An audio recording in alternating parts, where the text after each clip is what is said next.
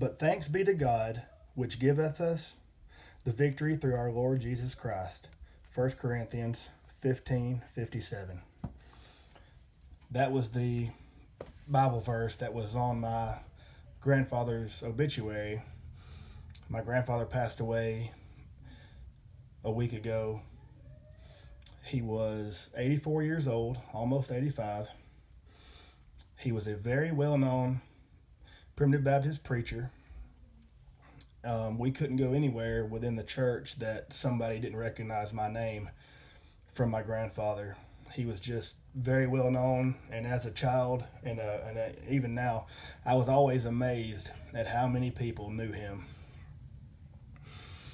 And since I wasn't a case knife collector until the last couple of years, I'd never really talked to my grandfather about case knives, but he actually had an accident a few years ago where he fell and hit his head, and there was some brain damage caused. And so the last few years of his life, he had pretty severe dementia.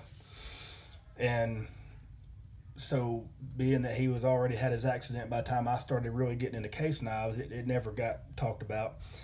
But in the last few weeks, and as much as a year ago, my dad got to where he would come home every once in a while with a case knife that belonged to my granddad, and he kept one or two.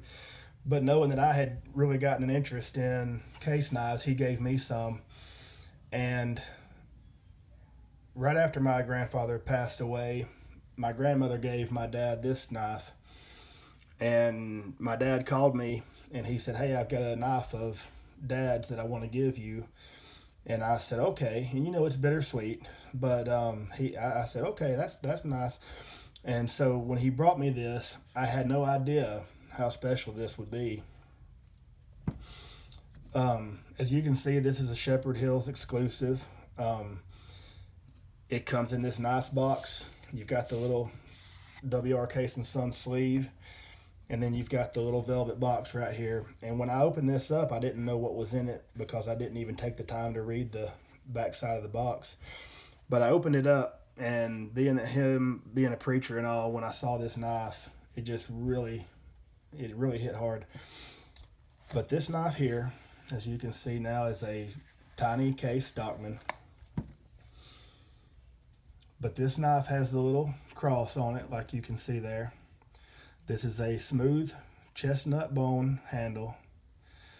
It has the engraved bolsters, which I don't have any knives that would fall into as nice of a category as this.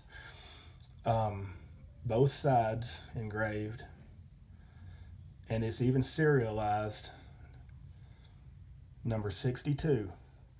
Now, I don't know how many they made of these, but it probably wasn't that many, and I don't know where he got this. I don't know if this was something he bought himself or if this might have been a gift from the church. I really don't know much about it, and sadly he's not here to tell me anything about it. But this knife, given what it is, just really means a lot coming from him. The church was probably the most important thing to him. And like I said, he touched so many people's lives with his passion and commitment. So this knife it's just perfect. There's no mistaking that this was his knife, and it's in great shape. It was obviously never carried. It stayed right there in that little box, which kind of leads me to think that it was probably a gift from someone or the church, but it's just very, very special to me for those reasons. And I'll obviously never carry it, but it'll be something I'll get out and look at and remember him by. And I've got a couple other knives here that were his. Here's a little peanut knife. Ironically, it looks very similar. This is a harvest orange, I think they call this. This is a little peanut. Little peanut knives have half stops, which is kind of nice.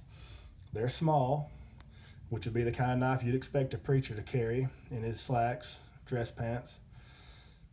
Peanut knives, they typically have a clip point blade and a pin blade. I think you can get these that are even called trapper nuts that have a full-size spade blade like a normal trapper. But here's a quick look at that little peanut. It's in really good shape too. Very well built. And then here's a knife that my grandfather had that my dad gave me as well. And this one's a Frost, but it actually comes in this nice little velvet bag. It says Frost Family. I'm not really familiar with what they're talking about with the Frost Family line.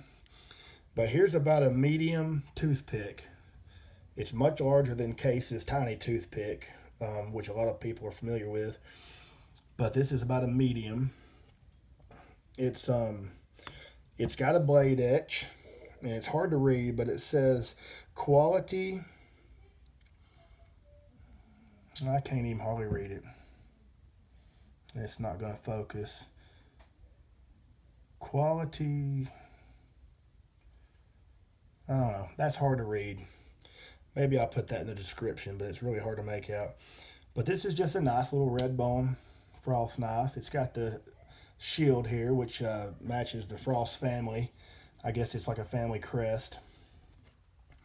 But yeah, and this, I don't have a toothpick knife either. So it was kind of neat to have this just to say I have a toothpick. And you can see how, Frost, they always put that little sticker on the back side of the blade showing where the hardness was tested. That little spot right there. Which is kind of neat, I guess. And obviously this one was never carried either. It still has that sticker on it. But yeah, I wish that I had known that Grandpa was a collector of knives, because I would have loved to have talked to him about it. But I just didn't get into this stuff till after he had already had his accident, and so that's just kind of how it goes sometimes. But Dad has some other knives that were my granddad's that I'll probably end up with one day and pass down to my kids. But this little tiny Stockman with the cross just really means a lot to me. Just coming from Grandpa, because of him being such a well-known preacher. And I'll always think about him when I see this. But those were just some knives that were my granddad's I wanted to share. And I appreciate y'all checking it out. Thanks.